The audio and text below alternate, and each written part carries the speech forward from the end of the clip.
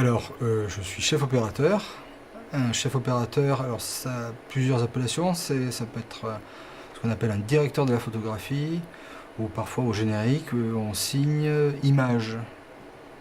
Donc c'est la personne qui est responsable de l'image d'un film, au niveau d'abord artistique, en collaboration avec le réalisateur. Mais c'est aussi, en tant que chef d'équipe, c'est pour ça qu'on dit chef opérateur, c'est une personne qui est responsable aussi du personnel technique, de techniciens qui sont dans l'équipe image.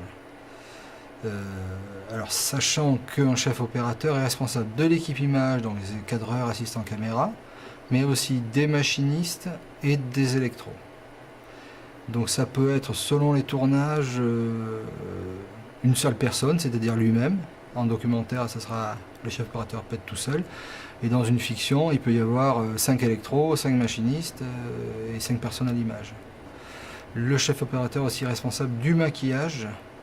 Donc il est responsable de... Alors ce n'est pas lui qui va dire à une maquilleuse comment maquiller. Par contre, il peut approuver ou désapprouver un maquillage dans la mesure où il pense que ça ne met pas en valeur les comédiens. Puisque c'est lui qui signe l'image, donc il est responsable de tout l'aspect visuel du film.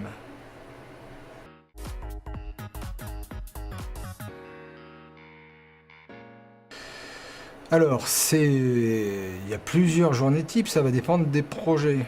Donc, si, mettons, je suis opérateur sur un documentaire, je vais être tout seul.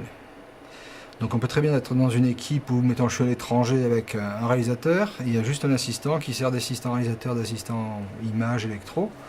Donc la journée type, c'est 3 personnes qui travaillent. Ça peut être aussi bien, on fait un lever de soleil, on enchaîne 2-3 heures comme ça, on fait une pause. Comme on est à l'étranger, on va rentabiliser les déplacements. La journée peut se dérouler non-stop quasiment jusqu'à la fin du jour. Ça m'est arrivé pendant un mois au Cambodge où on était dans le rythme des gens de la vie sur place. Donc c'était des journées de 12 à 15 heures, mais avec des pauses. Absolument, on suivait le sujet. Ça, c'est propre à un documentaire. Après, il y a des documentaires beaucoup plus organisés, on va dire stabilisés. Là, on est plus proche de sujets assez classiques qu'on peut trouver à la télévision, en reportage aussi, où on va faire des journées normales. Il y a le droit du travail, tourner une journée de 8-9 heures, avec ou pas heure sup. Alors ça, c'est des discussions, mais c'est autre chose. Mais une journée, on dirait... on va dire, s'il y a un tournage de 8 heures, il y aura une pause repas d'1 heure, et il peut y avoir 1 ou 2 heures de prépa. Donc, si mettons on est en studio, ça peut être rendez-vous 10 heures. De 10 heures à midi, on prépare les premiers plans du film. On éclaire le plateau, on prépare la séquence. Il y a une coupure repas de 10 heures à 1 heure. Et après, à 13 heures, on commence une journée. Donc, de 13 heures, on fait 8 heures. Donc, on finit une journée à 21 heures. Mais on a travaillé, concrètement, on est sur place de 10 heures à 21 heures. On a fait 11 heures. Et dans ce cas-là, suivant les discussions, généralement on n'est payé que 8 heures. De toute manière, un chef opérateur, c'est un cadre, donc il n'a pas d'heure sup. Il a un bon salaire par rapport aux ouvriers et techniciens. Mettons un chef électro, lui, pourra discuter différemment avec la production. Il dira, j'ai 2 heures de prépa, elles sont payées, puisque derrière, après mes 8 heures de tournage, j'ai 2 heures de démontage. Donc eux, ils peuvent faire facilement 13 heures de travail, alors que en tournage effectif, il y a 8 heures. C'est un des aspects, on va dire, sensibles du métier. Le chef opérateur, il est, en tant que chef d'équipe et cadre, il est au cœur des discussions. C'est à lui aussi de trouver la bonne solution pour l'équipe.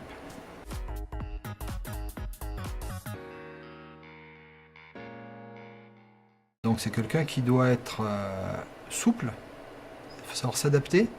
Il faut penser qu'un réalisateur, lui, a des envies très précises sur ce qu'il veut obtenir, et le chef opérateur répond à ses envies, il doit trouver une solution.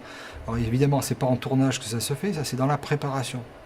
Donc il y a déjà tout le travail de préparation qui se fait, j'allais dire, c'est là où les choses sont les plus importantes pour le chef opérateur. Parce que c'est là où le réalisateur et le chef opérateur vont s'entendre ou pas s'entendre. Généralement, c'est pour ça qu'il y a des équipes, hein, que des réalisateurs sont fidèles à tel et tel technicien. C'est parce qu'il y a eu une connexion qui s'est faite. Et il y a des univers artistiques communs qui sont partagés. C'est là où on gagne du temps, on va plus vite. Mais c'est évident que il faut être résistant physiquement, parce que l'audiovisuel c'est un métier physiquement pénible. Tout n'est pas en studio sur un plateau de télé. Il y a des extérieurs l'hiver ou sous la flotte, c'est particulièrement pénible. Même en plein soleil, quand on a passé 12 heures en plein soleil, c'est pénible. Il faut être physiquement résistant, il faut être à l'écoute, puisque à mon avis le principe d'un chef d'équipe, ce n'est pas de refuser les choses, c'est de les accepter, c'est de trouver des solutions.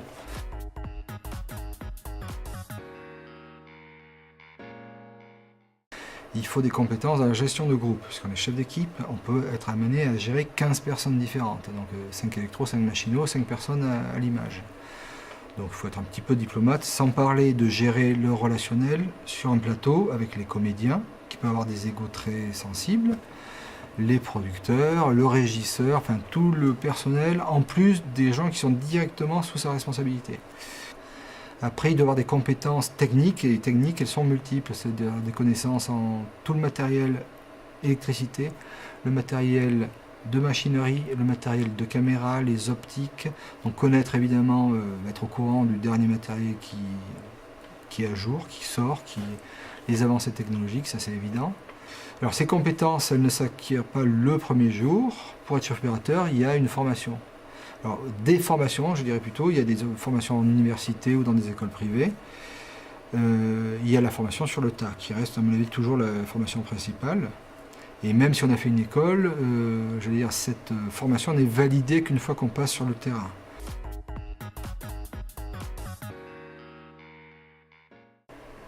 Alors en ce qui me concerne, pour devenir chef opérateur, mon cursus a été complexe. Je suis un pur littéraire dans le sens où j'ai un bac latin-grec. J'ai fait des classes prépa, j'ai préparé une normale sup, j'ai fait de la musicologie, puis après je vais faire des lettres modernes. Après je suis rentré dans l'école à Paris, qui s'appelle la FEMIS, où j'étais en scénario. Je suis parti faire un service cinéma où j'étais assistant réalisateur au service cinéma des armées. Et de retour, je suis rentré à la FEMIS dans la section images. Donc là, je suis sorti avec une formation d'assistant caméra. Donc pendant des années, j'étais assistant caméra sur du clip, de la pub, de vidéos ou films, principalement film, pellicule. Et puis j'ai commencé à faire quelques produits comme chef opérateur.